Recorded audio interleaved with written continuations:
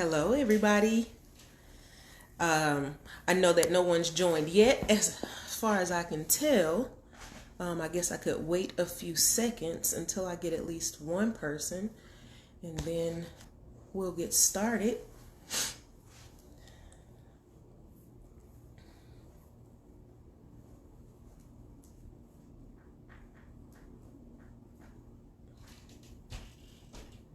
I hate this sitting here looking at myself. Okay, I see one person. So I will go ahead. You'll just make yourself known if you want to wave, if you want to say your name, if you want to say hello, please do so. Hey, Mel, in the faith community. Awesome. So let's go ahead and get started.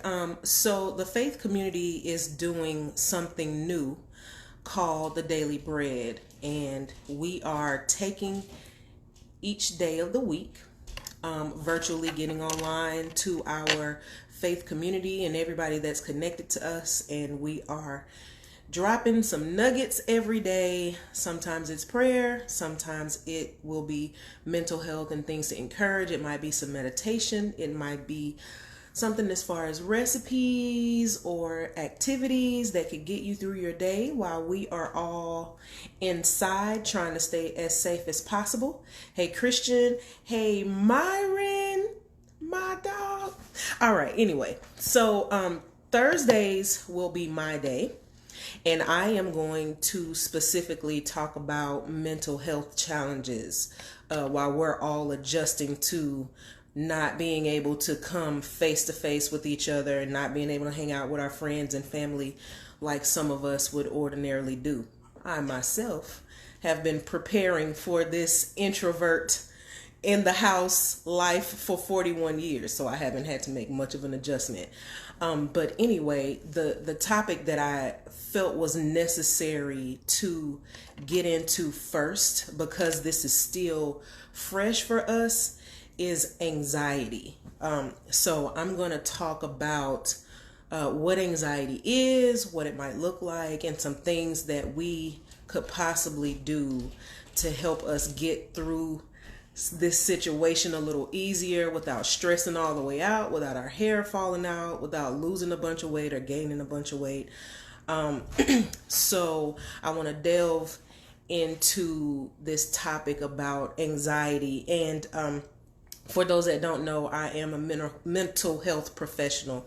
I am a licensed social worker, and I have been licensed for a while now. And I have been practicing therapy, for 12 plus years with various communities. And I've seen all types of anxiety. But the anxiety that I want to discuss today is a generalized anxiety. And for those that aren't aware, anxiety is the overwhelming feeling of worry or anticipating something in the future that's going to happen that's really bad, that causes us to feel worried, that causes us to feel stress. It is the body's natural reaction to stress. That is what anxiety is. Some people can recognize it in themselves and some people can't. I myself, because I'm a mental health professional, I can recognize it in myself when I start to feel anxious, when I start to feel nervous. A bunch of different things happen with me. And I will say that although I'm going to give some general symptoms of anxiety, I want everybody to understand that anxiety presents itself differently in everybody. So just because I'm listing some symptoms of anxiety doesn't mean that this is going to be how you can tell that everybody is anxious. There are a lot of things that determine our level of anxiety. Cultures experience anxiety different, and I can say that as a Black person, African American, we experience anxiety on a regular basis, a whole lot of anxiety that a whole lot of other people don't experience. So we can't take what I'm going to say as the symptoms and just apply them across the board, because anxiety shows up differently in everybody. Just depends, age, background, history, trauma, no trauma, it just depends. So some of the general symptoms of anxiety could be increased heart rate. It could be a lack of concentration. It could be you could get headaches. You might sweat. Your skin may feel hot. You may do some emotional eating. So you may be eating stuff that you wouldn't normally eat at all times of the day. You may also lose your appetite and not feel like eating. Anxiety can do that to you. You can also have some interruptions in your sleep pattern. So anxiety could cause you to sleep excessively, or it could cause you to not get sleep at all. Or if you're getting sleep, it could cause your sleep to be interrupted. So those are just some basic general symptoms of anxiety. I'll go over those one more time. You could have a rapid heartbeat. You could be breathing fast. You could be sweating. You could feel hot. You could have changes in your eating patterns. You also experience changes in your sleeping patterns. So what do we do with our anxiety with this COVID-19 virus that we can't see? There are a lot of people who don't have symptoms. There are a lot of people, I believe, who have it and don't even know it. I have a couple of friends who even think that they have already had it, didn't know what it was, and now that this virus is circulating the way that it is, they think that that's what they had. And this was a few months ago, before we even had a big surge of it here in the U.S. So I just want to give a few pointers about how to manage our anxiety during this time of uncertainty. So one of the first things you can do is avoid obsessing over COVID-19 information. I had to tell this to myself because when this first started, my anxiety had me looking at every single article, every video, every blog, everything. I was sending it to my husband all day long because my anxiety was attached to the unknown. It was attached to the uncertainty. Like probably 90% of us are anxious about the uncertainty of it. What do I do? Where do I go? What happens if I cough? What happens if I sneeze? And it's allergy season. So that you put that on top of this virus, and there are some similar symptoms between people who suffer during allergy season and then the symptoms of this virus. Everybody thinks that they're sick. So avoiding obsessing over this COVID-19 information. One thing that you can do is always fact check what you're looking at to very notable sites. So let's say cdc.gov. You need to be looking at information from the CDC. You need to be looking at information from the World Health Organization, because those sources are credible. And that's not to say that your blogs aren't credible. That's not to say that your news isn't credible. That's not to say, that your favorite journalist isn't credible. But whatever you're reading on your own time, you need to make sure that you check that against a credible source. Again, you can check it on the CDC's website. You can also check it on the World Health Organization's website. Those are two very good websites. And you have to excuse me if I'm looking back and forth. I did jot down a few notes because I didn't want to overlook anything. The second thing that you can do, which I also had to do, was reframe the way you think about quarantine. I know for me, this isn't very difficult because as much as I enjoy going out and I have a good time, I am an introvert. So there's not much of an adjustment for me because I like to be in the house. I like watching movies. I like spending time with my family. I like spending time with my husband. I like spending time by myself. I'm an only child, so that's not a very hard thing for me. But there are people who are used to getting out and about. They're used to being around their friends, used to taking walks with their exercise group or going to their exercise group at the gym. They are used to being at the park because it's warming up. They are used to going out to dinner, hanging out on the weekends. If they go to clubs or lounges, these are things that extroverts and people that are used to interacting socially in person are having a hard time making adjustments because now they are confined to the house. So they're having to restructure the way they interact with their friends, they interact with their families. So one way that you can reframe the way you think about the quarantine is not necessarily thinking of it as, oh my God, I'm stuck in the house. Oh, excuse me.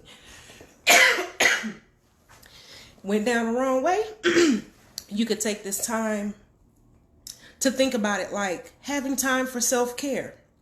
So you could think of it as, I'm not stuck in the house. I have more time to focus on me. I have more time to focus on my family. I have more time to focus on my house. I can clean up. I can do that closet clean I've been wanting to do. I can donate some things I've been wanting to do. I can focus on that hobby that I started and stopped. I can spend more time with my family and enjoying my family, having meals together, talking and just focusing on your time inside like that more so than being stuck. Now, I will say that I understand that a lot of y'all do feel stuck because the truth is we've used a lot of our busy time to run away from stuff that we need to be taken care of, whether that is personal stuff like your mental health or things in your relationships or things around the house. So I understand that this is hard because now you have to focus and you have to sit down and have to be still, but that's a different topic for a different day. I won't get into that. But just try to reframe the way you think and not think of it as being stuck. Think of it as quality time that you could put towards some of those things that you've stopped and started, or some of those people that you may have neglected, or some games with your kids or your loved ones or things like that. Just think about it as having time to focus on some things that could better yourself and your relationships around you. Third thing you could do, and I was going back and forth with some of my coworkers about this today, is while you are at home, if you have a laptop, if you have a phone, you have access to all types of platforms that will allow you to get online with multiple people at one time. So my coworkers and I were going back and forth about this idea that she had for her daughter, who is 16. So she was saying, I want to get them all online. They want to have a party. And I said, oh, you know what? You could do that on Zoom. You get all the girls on Zoom, test it out. See if all the girls can hear the music from your house and have a little party or whatever you want to do. Another coworker chimed in. She said they played Family Feud. And it was a whole lot easier because everybody was already divided up in teams in their own houses on the Zoom camera. So I thought that was pretty cool. So you have Zoom, you have Skype, you have WhatsApp, you have FaceTime. I think there was one more, but I don't remember it.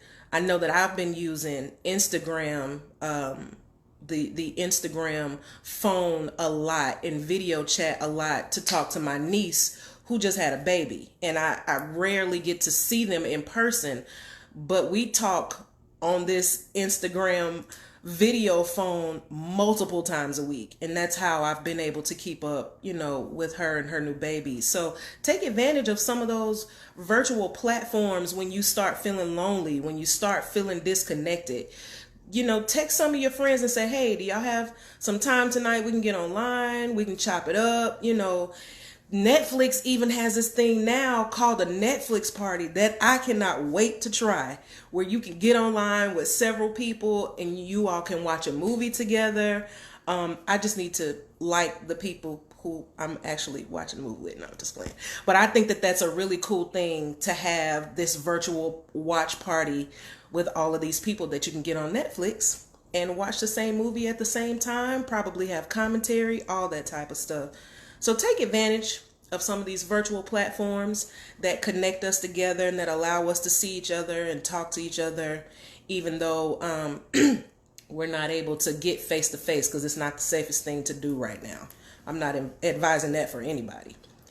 The last thing that I want to talk about is practicing some self-care. And self-care is anything that helps improve your mental, and your physical health. So there are some things like, I know earlier this week, Callie got on live from the faith community and she did a meditation that was beautiful and it was very much needed. So, we all appreciate Callie for that. So meditation could be something that you could do. I know a lot of people do yoga. A lot of people do grounding exercises where you may go outside, stand on the grass, kind of reconnect. That's a very good thing to do. There are so many apps where you can do meditation. It's guided. It can be short. Doesn't have to be long at all. You can find them. They're 5-10 minutes sometimes. I will say that those apps are very good if you are dealing with anxiety and you're having breaks in your sleep. If you can do some meditation 10-15 minutes before you go to bed, cut the lights down, turn all the electronics off so your brain can kind of settle. That definitely can help you in the evening. Some other self-care methods could be, some people draw, some people exercise, some people journal. I'm one of those people that writes, and in the process of us moving, Christian and I are moving in the next couple of days, and in the process of packing up stuff, I have found just random pieces of paper where I journaled out my feelings because I needed to. If that's something that you practice or something that you haven't ever tried, you give it a try. See if it works. It might work for you. People take walks. Some people like to listen to music. I have been in music overload, discovering new artists. Thank you, Myron. Planning concerts that I want to see people eventually, just really, really music binging. And that is my self-care, because after doing therapy with people, after doing my 9 to 5 where I'm interacting with people who are trying to find resources and everybody's on edge about this virus, being able to shut all that off, cut music on, take a shower, and play that music for hours at a time is really helpful for me. So find you something that helps improve your mental health, your physical health. I'll even include your spiritual health, because this is the faith community. So find something that makes you feel good in those areas. And also, it would be awful of me to not let you know about telemental health, which is virtual platforms for therapy and counseling that you can sign up for and meet with a therapist, talk to a therapist, because we are very pro mental health when it comes to the faith community. Very, very pro mental health. I wouldn't be a part of it if it wasn't. So we take that very seriously. And there are so many platforms. If you feel like you need to talk to somebody about your anxiety, if you feel like it's getting the best of you, it's not one of those things. If you're talking to somebody who doesn't experience it, they may not understand.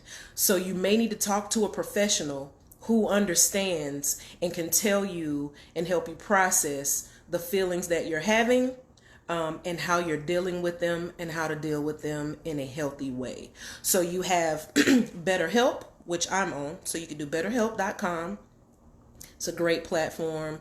I'm on that platform as a therapist myself, and I have had several of my new clients. The first thing they talk about is how this COVID-19 virus is affecting their anxiety levels. And so I spend a lot of time, talking about that with them.